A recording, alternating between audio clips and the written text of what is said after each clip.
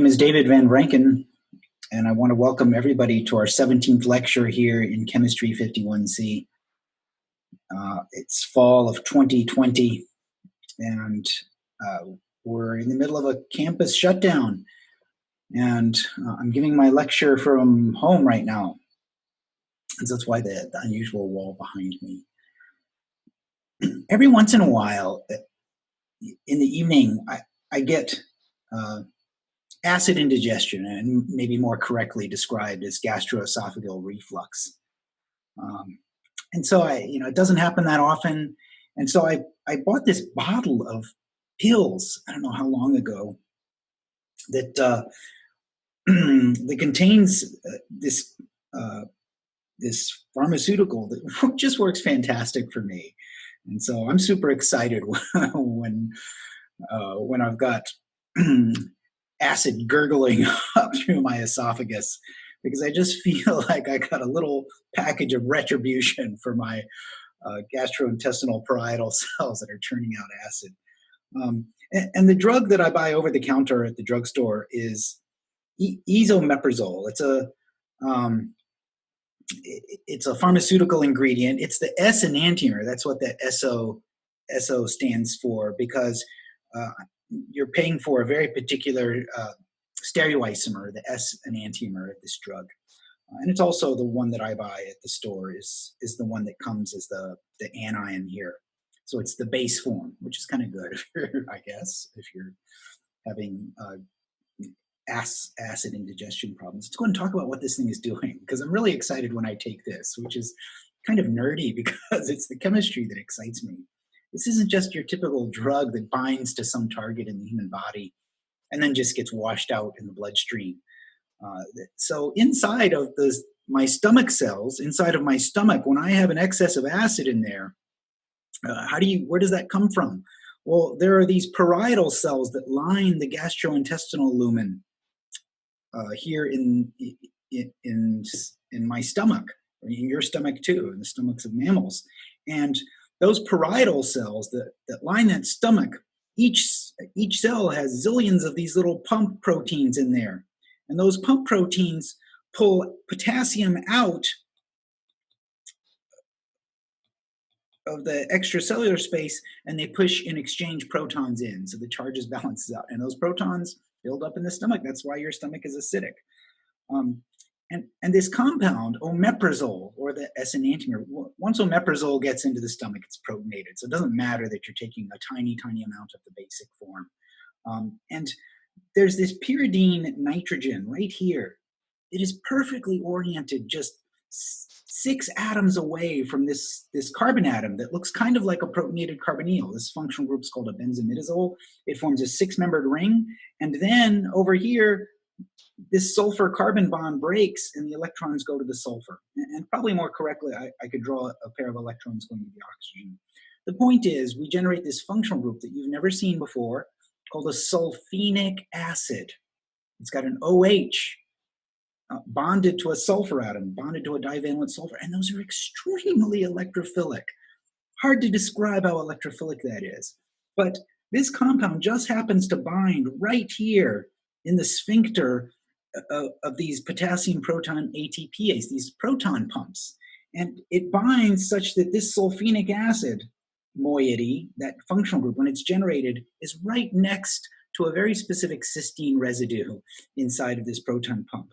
And that cysteine residue does an SN2 reaction and forms a covalent sulfur-sulfur bond, disulfide bond, that does not cleave.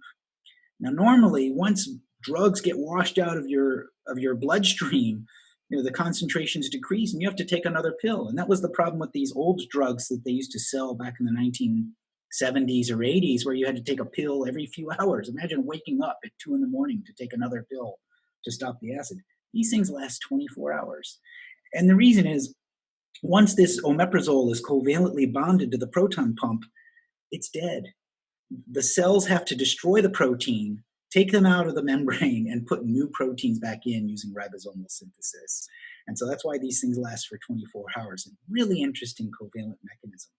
Now, when I look at this, there is no way that this was a designed mechanism of action. This just looks to me like the kind of thing that somebody stumbled upon. And it doesn't look like a naturally occurring molecule. Nature is ingenious like this. This looks to me like a synthetic drug where somebody got lucky in the laboratory and stumbled on this great mechanism. So I got interested in that and wanted to find out what's the history of omeprazole and these prazole drugs with the prazole ending.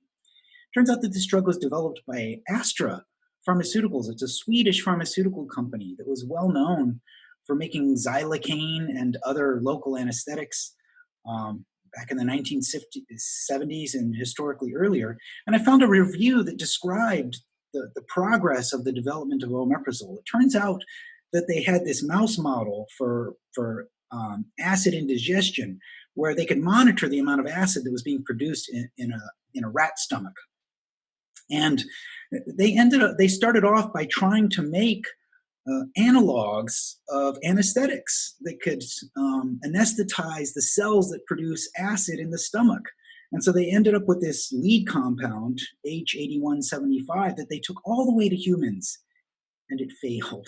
It wasn't at all effective in humans, but a stunningly simple compound. And it turns out that when you read the article, it says, the research director had to reduce the staff at the gastrointestinal pharmacological department. That sounds like they were being fired, and could only allow limited time for continuation of the project without a breakthrough. Can you imagine what kind of pressure those scientists were under to come up with something good? If people around you are being laid off or moved or fired or something, and they tell you, you better come with a breakthrough, or something's going to happen, and I'm not going to tell you what. It's kind of obvious what's going to happen. So they went to the literature back at a time when we didn't have computers to look stuff up. They probably had to go to libraries and found an article from some Hungarian research conference that described this molecule, CMN131. It's a thioamide. We haven't seen any thioamides this quarter in our course, but we've seen regular amides. And it was also published somewhere else by a pharmaceutical company called Servier, a French pharmaceutical company, who had shown that this molecule here, this thioamide with a pyridine, happened to be extremely powerful, well, actually pretty powerful, at stopping acid in this same mouse model that the Astra people were using. And so they said, hey, that looks pretty good. The problem with this molecule is that it turned out to have very serious toxicological issues. And so that nobody had developed it further. And the chemists at Astra said, oh, of course they had toxicology issues. They had that stupid thioamide on there. We'll just take that thing off and put something else there. And that's the origin of the development of the prazole drugs. I'm not sure if this was an intermediate compound that they first generated. It's kind of an obvious first step. But as soon as you put a benzimidazole here and a sulfoxide moiety in place of this thioamide, suddenly you get that magical mechanism where it covalently reacts with the cysteine residues inside of that potassium proton ATPase, the proton pump.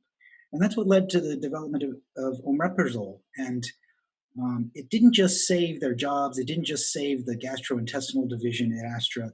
It really propelled Astra to being $1 billion pharmaceutical company. They ended up merging with Zeneca to make AstraZeneca.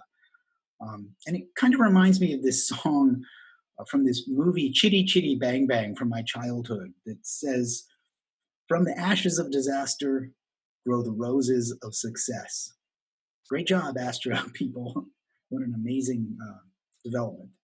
Courage, man, courage. Every bursted bubble has a glory. Each abysmal failure makes a point. Every glowing path that goes astray shows you how to find a better way. So every time you stumble, never grumble. Next time you'll bumble even less. For up from the ashes, grow the roses of success. All right, it's been about a week because we had a vacation day, and we had for Veterans Day holiday, we had our exam. And when we left off, we had started this new chapter to talk about enolates.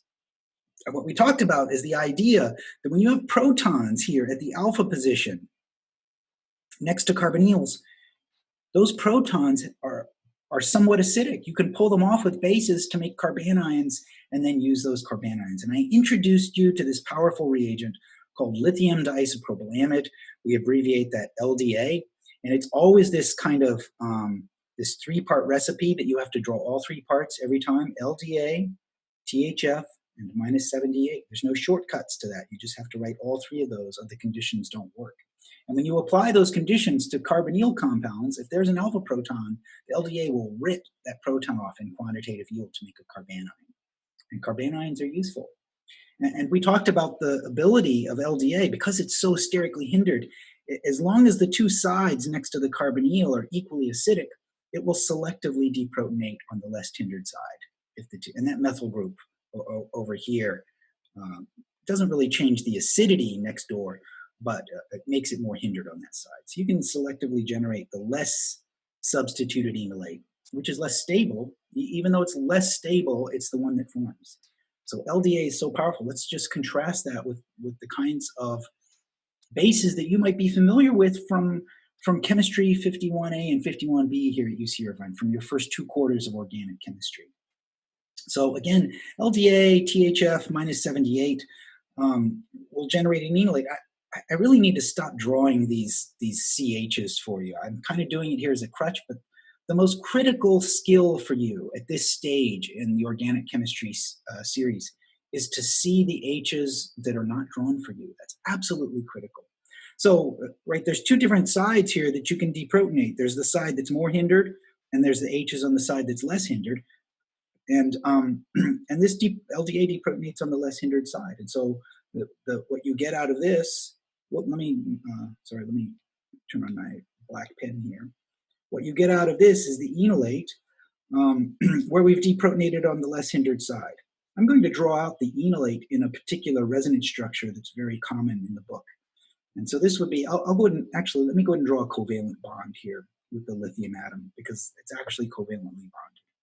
And that lithium enolate is super nucleophilic. I cannot emphasize this enough. Let me use the highlighter here. That atom right there is super nucleophilic. Boy, what a great nucleophile for forming carbon-carbon bonds and attacking things. Super nucleophilic. And it kind of just sits there on the side of the O, and the lithium minding its own business. And your attention might not be drawn to that carbon atom that I highlighted, but my attention is straight on that highlighted carbon. That's the center of reactivity for that enolate species.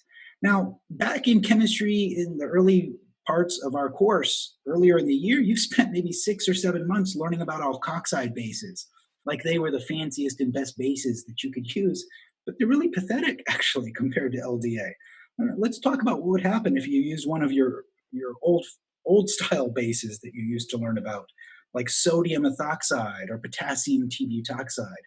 What would those do? Well, those would generate a little bit of the enolate. So let me switch to black pen here. Those would generate a little bit of the enolate, but not much. You wouldn't get very much of these. I'll go ahead and draw this as the charge separated for no good reason. But you'd get a little bit of this, and you'd also get a little bit of the other isomer on where you deprotonate on the other side. And this would be the major component of this mixture. But the point here, right, this would be the major component, and this would be the minor component, minor. But the point here is that sodium ethoxide is so pathetic and weak that the yield for these 2 species that you generate is less than 0.1% yield. The rest of it is just sitting around as starting material. You get very, very little enolate. It is true that the more substituted enolate is favored under these conditions, but you only get a very small amount of that. Let me just more appropriately draw what happens when you treat this with sodium ethoxide. It's almost all starting material. You're just generating a tiny amount of enolates, but the main enolate that's in that 0.1%, less than 0.1%, is the one that's more substituted. So alkoxide bases tend to favor the more substituted enolate. That's deprotonation on this side. Whereas LDA, as long as you use those conditions, THF -78 favors deprotonation on the less substituted side. But remember, with alkoxides, you're only generating a teeny teeny, teeny, tiny amount of the enolates in solution. You can't generate 100% enolate. You have to use LDA for that. Okay, so you'll see that when I'm first introducing enolates in our class, I tend to favor this resonance structure here, where I draw the lone pair on the carbon, because the carbon is the nucleophilic site on an enolate. But there's an equally good way to depict enolates that the book favors that puts the negative charge on the oxygen atom. They're just different ways to depict exactly the same species. Either one is fine. I just want you to get the idea that the carbon is the nucleophilic site. And anything that you see me do with one resonance structure, like if you see me form a bond with this resonance structure where I attack some sort of electrophile, I'll just write EL as a symbol for electrophile. You could also do the same reaction starting off with the other depiction. Watch. I'll attack the CC double bond. That means I have to break the double bond, and now I'll use that bond to attack some electrophile, ideally to make a carbon-carbon bond. So it doesn't matter which resonance structure you choose, that they both mean the same thing, and you'll find that I tend to favor this first resonance structure with the lone pair of the carbon when I'm first introducing you to enolates. But as we go along, I'll start using the CC bonded form of the enolate. Okay, so they mean the same thing. This second resonance structure is actually pretty good for one particular effect, and that is this resonance structure over here. It reminds you that enolates are planar. It reminds you that enolates are planar. And that has an important consequence when you react enolates with electrophiles, because it means that the enolate has two faces. There's the top face and there's the bottom face. And oftentimes, depending on the structure of the enolate, if you react with the top face, you get one enantiomer of the product. And when you react with the bottom face, you get the other enantiomer of the product. So let's go ahead and watch the consequences of that. Let's suppose that I treat an enolate here, down below here, with a base, and I deprotonate that. So it doesn't matter whether I start off with one enantiomer or two, but I'm drawing off that I'm starting with a particular enantiomer. Let's go ahead and draw the arrow pushing for enolate formation. And I'll draw the arrow pushing to generate the alkene form of the enolate, the CC double bond. So when we pull that proton off, let's go ahead and push the electrons up to the carbonyl. I hope you're used to attacking carbonyls. And then I'll break the CO pi bond. So we're deprotonating next to the carbonyl. And I've drawn this little like three-dimensional plane here because I want to try to draw the planar enolate so it's totally clear there's a top face and there's a bottom face to that enolate. And let's go ahead and see the consequences of that. And so if I try to draw this enolate in this kind of planar form here, so we can clearly see there's a top face and a bottom face. And then I'll put the methyl group up here and I'll draw that ethyl group going in back. So there's my enolate. And there's two faces. There's a top face and a bottom face to that planar enolate. So if I react that with an electrophile, such as just putting the proton back on there, you know, if there's a base, if my B is floating around and is just pulled off a proton, it's not going to remember whether it pulled it off the bottom face or the top face. 50% of the molecules will collide of the BH plus will collide from the bottom face, and the other 50% of the BH plus will collide from the top face. There's like 6.02 times 10 to the 23rd molecules floating around in your reaction mixture. Half of them will protonate from the bottom, the other half will protonate from the top, and it just depends on where they are when they collide with the enolate. Let's go ahead and see the consequences of that here. I'll go ahead and start off by drawing out let me go ahead and draw out the lone pair on that enolate. So when I push the electrons here, when I do some arrow pushing, I'll kind of push back down and form the CO pi bond. And now I can reprotonate from either the bottom face, but it's just as likely that I'll protonate from the top face. So let me go ahead and draw our conjugate acid coming in from the top face. So I don't want to use the same arrow color because then it might get confusing, but let's go ahead and draw out these two different consequences here. So there's protonation from the top face and there's protonation from the bottom face. I'll call this top face and I'll call this bottom face. Enolates are planar, so they have two different faces. So let me just use a different pen color here so I don't end up with too many arrows on my drawing. There we go. So, and I'll do the green arrow here. There we go. So there's two different ways to two different products. If we protonate from the top face, I'll get one enantiomer. And if I protonate from the bottom face, I'm going to get the other enantiomer. My arrow pushing says I have to generate a CO pi bond. And my proton is going to end up on the top face, so I'll go and draw this here.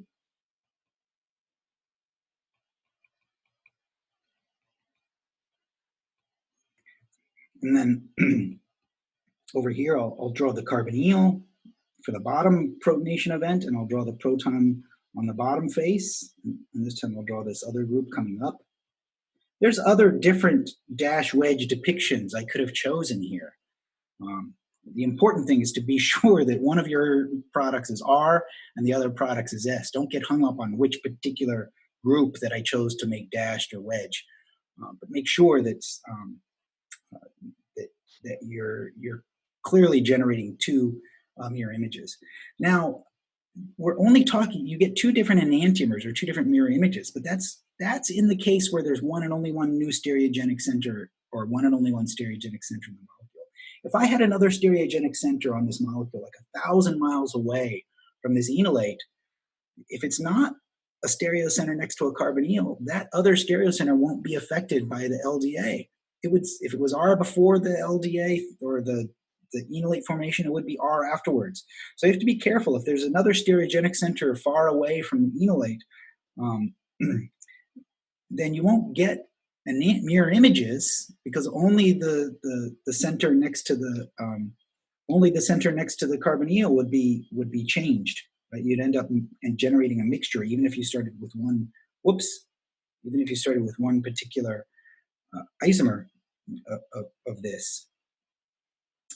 So if there's other stereogenic centers in the molecule and you treat a carbonyl compound like this with a stereogenic center right here, alpha to the carbonyl, and you end up making a mixture of stereocenters, R and S, we would call those epimers if we're just racemizing one if we're just epimerizing or moving the proton from one face to the other on just one stereoisomer. So epimerization is more general. That means we don't know whether there's other stereocenters. It just means that we scrambled the stereochemistry at one particular stereogenic center. And racemization means you generated mirror images of a molecule, which is a very specific term. That means you know there's no other stereocenters in the molecule. Okay, so let's go ahead and talk about this. I got this stray word enol here, so I better use it.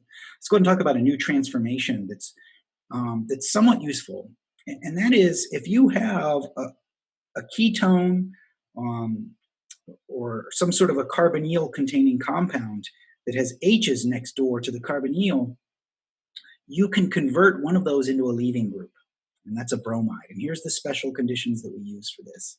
The special conditions, they're not that special. It's Br2, bromine, and acetic acid. And you have to use acetic acid for this. You have to specify that this is your solvent for the reaction. Bromine and acetic acid. And note that because we generated a new stereogenic center, we have no control over that. So you'll get a mixture of enantiomers out of that. Let's go ahead and talk about what's happening in this reaction. Mechanistically, the acetic acid is helping to catalyze enolization, formation of the enol tautomer. So let's go ahead and, I already talked to you about the mechanism for the arrow pushing mechanism for formation of an enol tautomer. And so let's go ahead and draw up that arrow pushing mechanism. The arrow pushing mechanism is going to involve initial protonation of the carbonyl. And so let's go ahead and draw that out. We're going to end up generating an intermediate where we've protonated the carbonyl, and that's going to make it easy to generate the enol tautomer. So let me go ahead and put some fancy looking arrows in here. Here we go. So step one, we're going to protonate the carbonyl. And we did a lot of stuff in an earlier chapter where we now attack the carbonyl, but what's happening under these conditions is that we're deprotonating at the alpha position. We don't have good nucleophiles in this reaction mixture. But we do have the A- still floating around here. And that's going to lead to step 2 for enol formation. And all of this is in equilibrium, back and forth equilibrium. I'm just showing you the arrow pushing mechanism going forward to product. But we're going to generate a small amount of the enol in solution. And then it'll protonate and go backwards. You reprotonate the carbonyl and go backwards and forwards and backwards. And so all of this stuff is going, I'm not going to draw permanently those arrows going backwards and forwards, but it's all in equilibrium. And you generate a tiny amount of this enol form right here. This enol is present in small amounts. Let me just emphasize that. This enol is present in small, tiny amounts. So just tiny amounts, but that's all you need. Enols are so much more nucleophilic than regular alkenes that as soon as this bumps into a bromine molecule, Br2, it readily forms a bond. And we're not going to form some cyclic bromonium ion. The mechanism, because the enol is so much more nucleophilic on this alpha carbon right here, that carbon is so nucleophilic that we don't form a cyclic bromonium ion intermediate like you did when you brominated regular alkenes. Let's go ahead and draw out the mechanism for this. So when I draw this out, I'm going to push down with these, let me use the other color pen here. So I'm going to push down here, and we're going to form a bond to just one of these two carbons.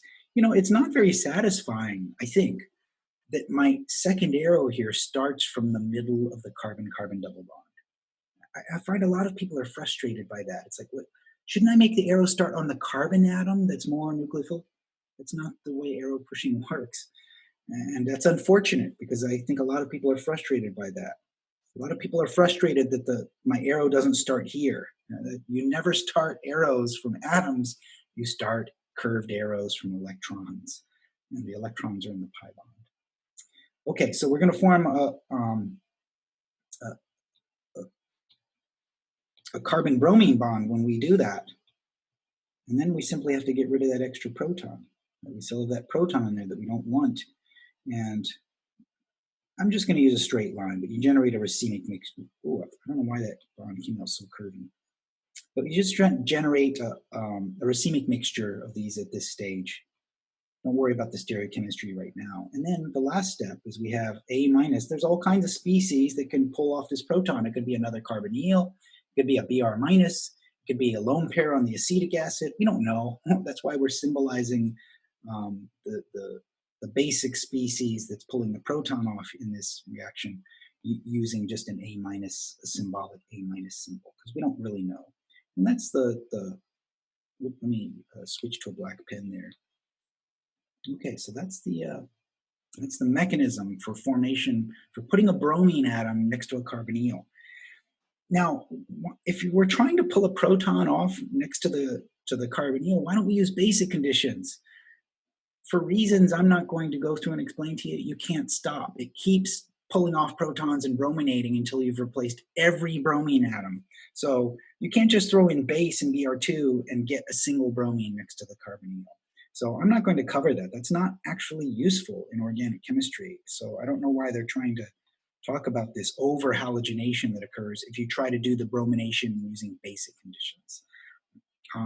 But it's kind of cool to read about this idea that if you try to use a base in Br2, you get over-halogenation, unstoppable halogenation. Kind of sounds familiar, right? Because that's what happened when we brominated phenols back in the chapter on electrophilic aromatic substitution. All right. So how can we think about using this process? And now that I've taught you how to put Br2 next to a carbonyl compound, it's kind of valuable that you can do that. So because if you pick the right kinds of nucleophiles, you can now do SN2 reactions.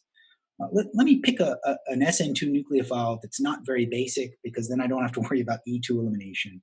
And thiolate anions are more nucleophilic than alkoxides, and they're less basic, so you get very little SN2, or sorry, competing E2 eliminations if you use thiolate anions. So I'll use sodium thiomethoxide instead of methoxide anion.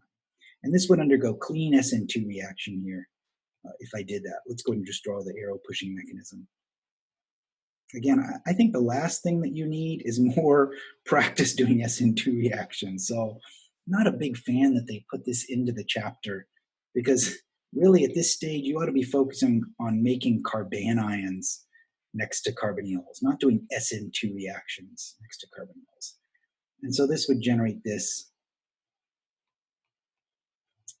this new carbon-sulfur bond. So there's a two-step process for making a carbon-sulfur bond by putting a leaving group next to the carbonyl. And just be clear about what happened here. Is you're going, step one was it's not just that we formed a carbon-bromine bond, we also removed a proton in this process. So try to be able to see the protons that aren't drawn for you. Okay, so that's one thing that you can do with these alpha halo groups. Let me show you another thing that you can do that's potentially useful. So if you're going to put a bromine atom next to a carbonyl, let's just remind ourselves, here's the conditions. Whoops, let me change it back to the black pen here. So if I do my conditions here, Br2, remember it's acetic acid, CH3, CO2H. So an acetic acid, that's going to put a bromine, one side of the, next to the ketone on the left side, there's no protons. We don't have to worry about bromination on both sides. But here, since there's only one side that has protons, we're only going to generate the carbon-bromine bond on one side. And there's a special reaction that we can do. I was going to say, don't worry about the stereochemistry, but I can't help myself. I have to, right? I expect you to note whenever we form a stereogenic center. And plain as day, we just formed a new stereogenic center. So let's just be clear that we generate this plus the enantiomer, plus the mirror image in that bromination process. Now, there's a secret set of conditions that you can use to do an elimination. It's not E2 elimination. It's not E1 elimination. I'm not going to show you the mechanism. The book doesn't show you the mechanism. But when you do these secret conditions, you get high yields. And if you try to do strong base, you'll get low yields. And so here's the secret conditions for eliminating a bromine atom that is alpha to a carbonyl group. It's lithium carbonate and lithium bromide. You could never have guessed. Why are they using lithium carbonate instead of sodium carbonate? Why are they using lithium bromide at all? We're not going to talk about that. It's cool, but we're not going to talk about it. And you have to do these reactions in DMF because lithium carbonate and lithium bromide have high solubility. You have to list all three of those as part of the conditions for the reaction. Lithium carbonate, lithium bromide, and DMF. And under those conditions, you generate enones. And why would you want to do that? Because then you can do cuprate additions to enones. We're going to show you something called a Michael addition later in the next chapter that you can do with enones. So there's good reason to want to put alkenes next to carbonyl groups. And here's a two-step procedure for doing that, a two-step synthetic sequence, where you brominate next to the carbonyl and then use this lithium carbonate in lithium bromide. Kind of reminds me that lithium carbonate is prescribed for a neurological condition called mania. And I always wondered about that. Lithium carbonate is like this cheap salt. The idea that that could have any specific pharmaceutical effect is kind of amazing to me. It's like we have bottles of lithium carbonate in our lab. Okay, boy, but what's the excitement behind making LDA? What's the excitement that's in this chapter and that we're going to continue to use in the next chapter? That's making enolates. Let me go ahead and remind you of our conditions that we use for making enolates. It's LDA, THF, minus 78.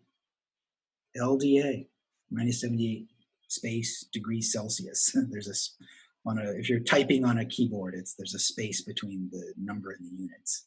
The units are degrees Celsius. So LDA, THF, minus 78. LDA is 20 orders of magnitude more basic than alkoxide bases. It's so powerful. Just rips the protons right off of there. And so we can get this very powerful. This time, there's two different resonance structures I can draw. I'll draw this one just to remind you that all the nucleophilicity there on that carbon atom.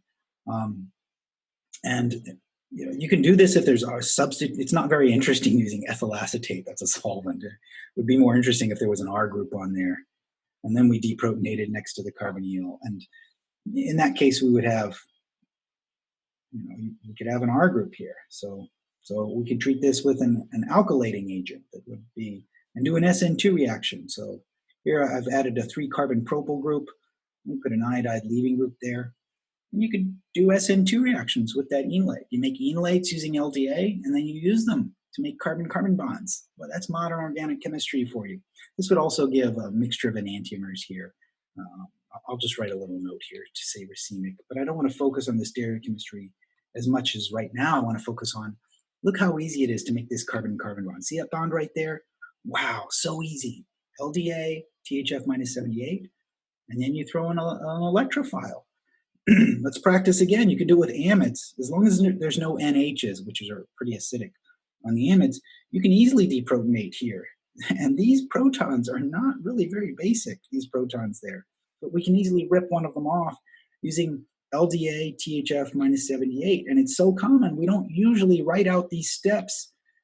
We don't usually write out the intermediate. Nobody isolates a lithium enolate. You can't really do that. You have to use them in the same pot. You come in the morning, you make your LDA reagent in the lab, you throw in your carbonyl compound, make the enolate, and then before you do anything else, you throw in the electrophile.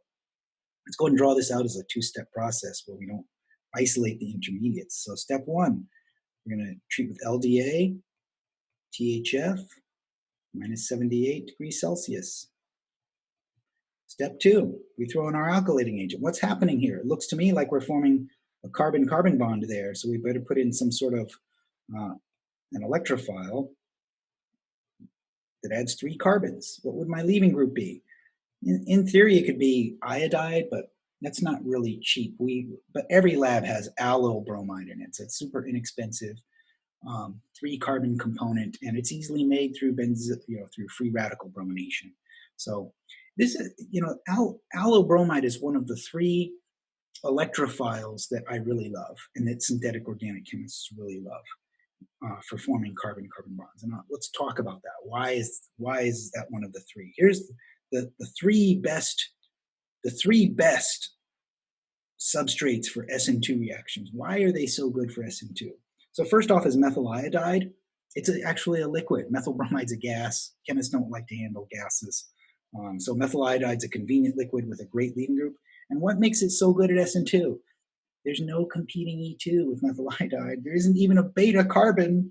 That means there's no, right? If you don't have another carbon here, you can't do an elimination to make a CC double bond. So this can do one and only one reaction, and that's SN2. So it's great for SN2 reactions, right? Nucleophile, even if the nucleophile is a powerful base, you're not going to, so you get clean SN2. Over here's another common substrate for SN2 reactions. That's benzyl bromide. Every lab has that benzyl bromide sitting around because, again, there's clean SN2 because there's no protons on the beta carbon. You're not going to do any kind of competing elimination if there's no protons beta to the leaving group. So it's impossible to do an elimination to make an alkene with benzyl bromide. So you get only clean SN2. That's great, only clean substitution. The one weird one that is common is allyl bromide, because this does clean SN2. Whoops, let me switch over to my red pen here. Clean SN2 reactions. And that shouldn't be so odd, but that's supposed to be an arrow right there. What I don't think is obvious is there is a proton on this carbon, but it's just very slow. You don't end up with any, let me just do this. I'll say SN2. And what you don't get is you don't get any E2. All right, no. If you did, you would end up with this weird looking thing that had a carbon atom in the middle. This is called an alene functional group. And that deprotonation, elimination to give alenes is just very slow. You never get that as a side reaction. You only get substitution. So these are my favorite electrophiles. Every synthetic organic chemist loves to do reactions that give one and only one product. Wouldn't you? Because then you don't have to purify stuff away from the stuff you didn't want. Organic chemists don't like to worry about, gee, am I going to get SN1 or SN2 or E1 or E2? Well, we don't worry about that. No, we just choose to use conditions where we don't have to worry about that. Why did they make you memorize all that stuff? I don't know. I don't know why. Okay, so now let's come back to this idea. If we've got protons next to a carbonyl, we can pull them off to make enolates and then alkylate those, right here, here's a molecule that has 3 protons, one here, one here, one here, and we can substitute all 3 of them using LDA. Let's go ahead and watch how that works. And we can do them one after the other. So if I wanted to take those 3 protons and one at a time replace them with carbon-carbon bonds, no problem doing that. Let's go ahead and watch how that works using LDA. We'll just do it to show you how you can do it over and over. Step 1, we're going to pull off one of the protons. What's our conditions? LDA, THF, minus 78 degrees Celsius. That makes the enolate. Then we throw in the alkylating agent. So let's see, there's 3 groups I've got here. I've got a benzylic group, a methyl group, and an allyl group. Which one do we want to do first? It's arbitrary. I'll pick the methyl group. Doesn't really matter which one I do first. Let's put the methyl group on there first. Here we go. There's the methyl group. And what would I do for my step 2 if I wanted to put a methyl group on there? On my enolate, I'd use methyl iodide. Would it be wrong if you wrote methyl bromide? No, it wouldn't be wrong. I would count that, but we don't. Again, methyl bromide's a gas. We don't like dragging out a gas tank to do reactions. Would methyl tosylate work? Yeah, that would work, but it's more expensive than methyl iodide, so people don't use that. So now we've got 2 more protons on here, right? There's 2 protons on this substrate. There's one and there's one. And so we can do the same trick we just did. LDA, start off with LDA, THF, minus 78. You have to enumerate these steps. You can't have the methyl iodide in there while you're treating with LDA. Just wouldn't give good yields. So you have to enumerate step 1, step 2. THF, it's a comma, minus 78. Step 2, what should we put on second? We've got 2 more groups to put on, a benzyl and an allyl group. It's kind of arbitrary here, so I'll do the benzyl group next. So that's not a, notice there's a carbon atom here. I don't want you to miss this. Don't miss that carbon atom. You can't put a phenyl group on there by reacting with bromobenzene. You can add a benzyl group. So let's just be clear that, to do this, you have to have a carbon, an extra CH2 group in between, right? Don't write PHBr. That's wrong. PHBr ignores the fact that there's a CH2 in between. So it's a benzyl group you can add, not a phenyl group. And so this process would now put the benzyl group on there. There's the methyl group, and there's the phenyl group. I'll write it like this. And I've still got 1 proton on there, and I would get a mixture of enantiomers. Don't worry about the stereochemistry for this. And then we do our trick one more time, because we have 1 more proton there. Step 1, LDA, THF, minus 78.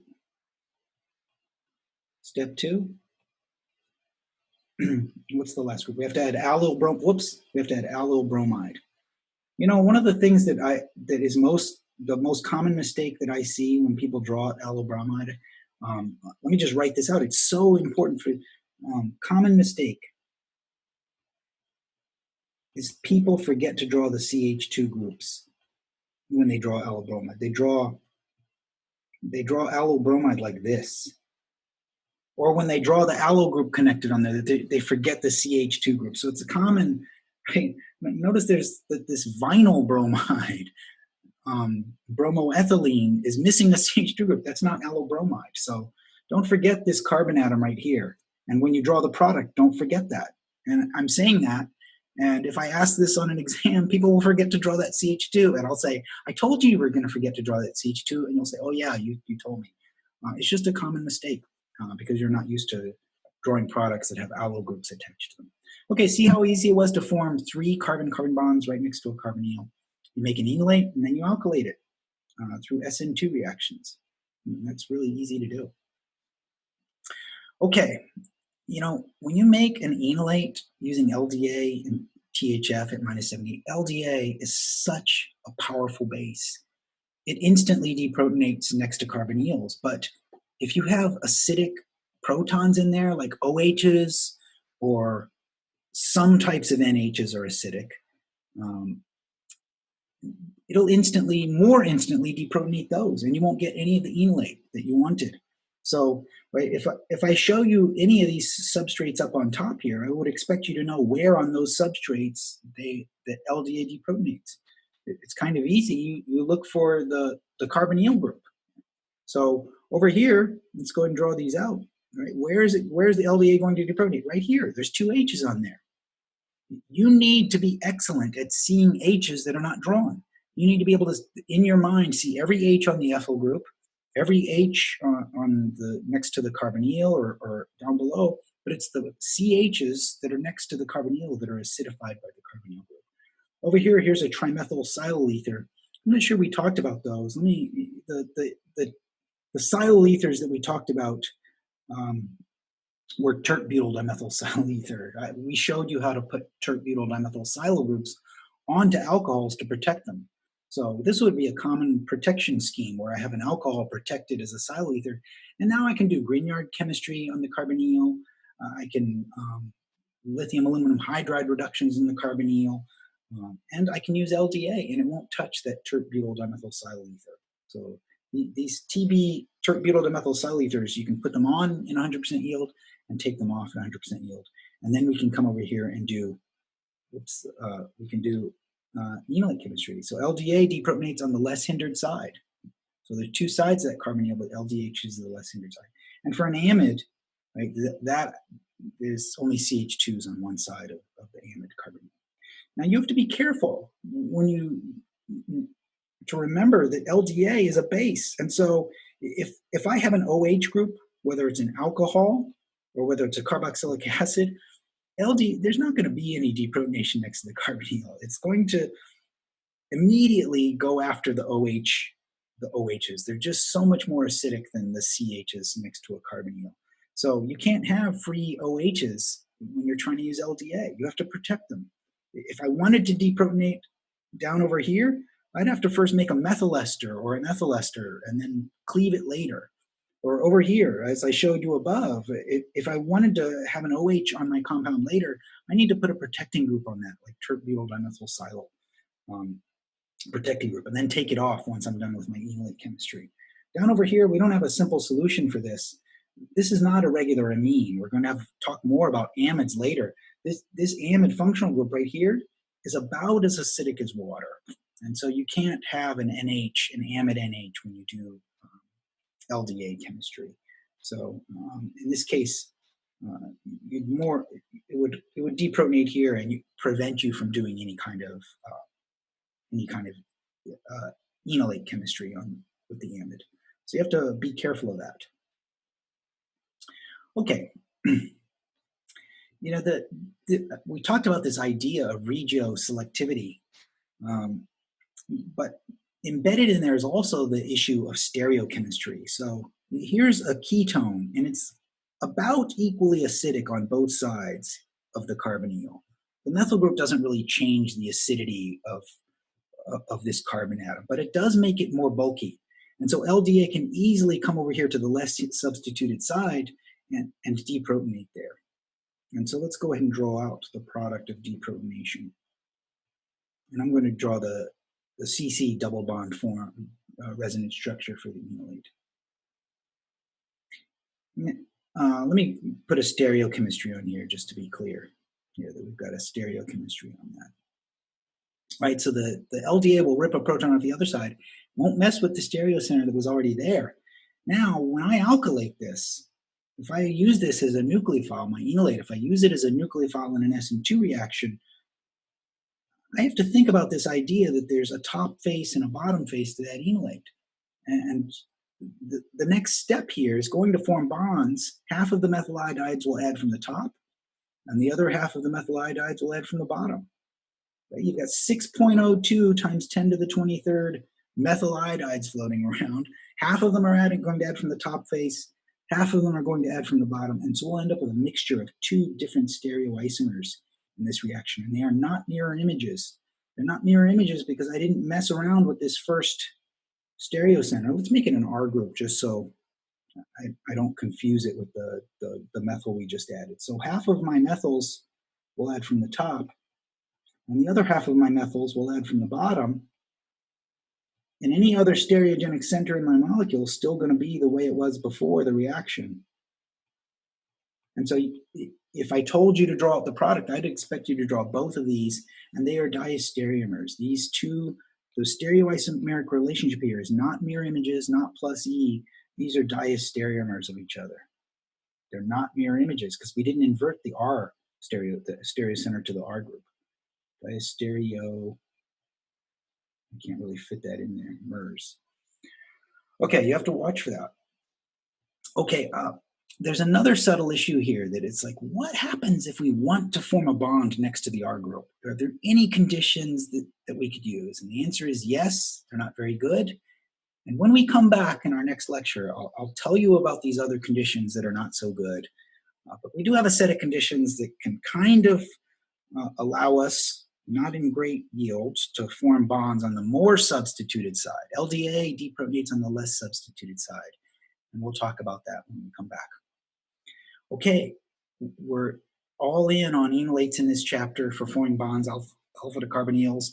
We're going to do that again in the next chapter. It's really the theme for a super important theme for Chemistry 51C here in our organic chemistry series. So I'll see you guys on Wednesday.